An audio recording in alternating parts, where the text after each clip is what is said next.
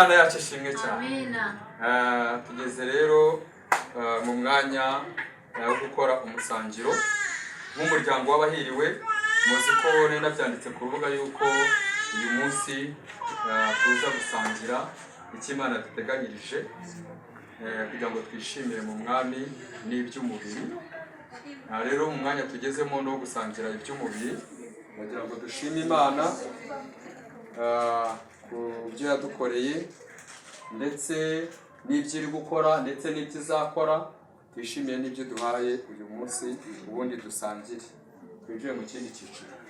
Ariko Imana yo mu ijuru yumve ko twishimiye ku bw'agakiza yaduhaye, tunejejwe n'agakiza twahawe, tunejejwe n'ubuntu bw'Imana.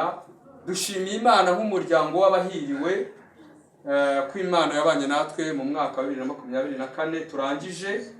Twongeye gushimira Imana kuko yabanye natwe mu bibazo bigiye bitandukanye. Twiragije n'Imana nk'umuryango w'abahiriwe kugira ngo uyu mwaka wa 2025 Imana izabane natwe, Imana izatuyobore kandi uzatubera umwaka wo kubana na Yesu amahoro. Rero munyemerere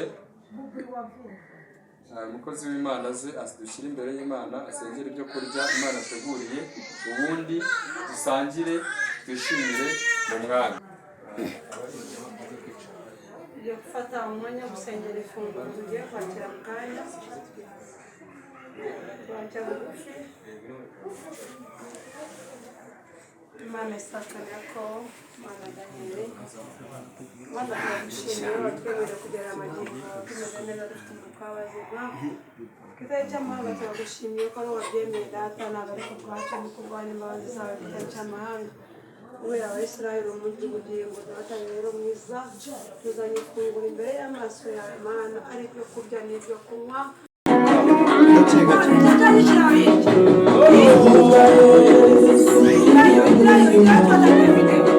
Utunga Yesu nibwo buzima, utunga Yesu nibwo buzima, utunga Yesu nibwo buzima, utunga Yesu nibwo buzima, utunga Yesu nibwo buzima.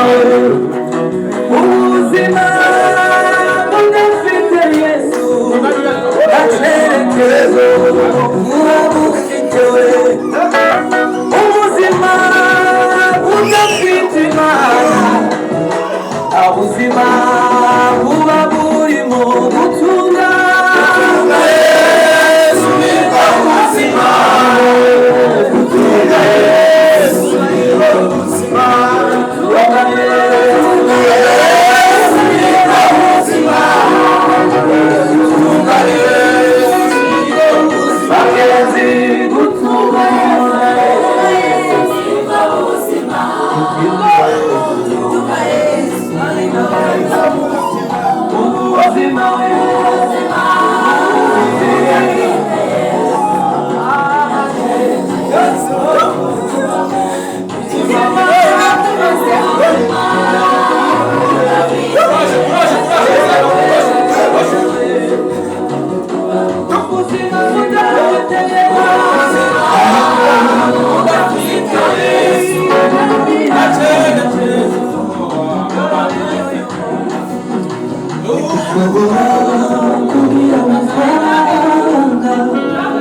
akagusiga akagenda, shobora kuba inzarihe ariko igikundiro kikakuvaho, shobora kugira utuzi byinshi ukagusiga ariko ukagenda, abavandimwe muziye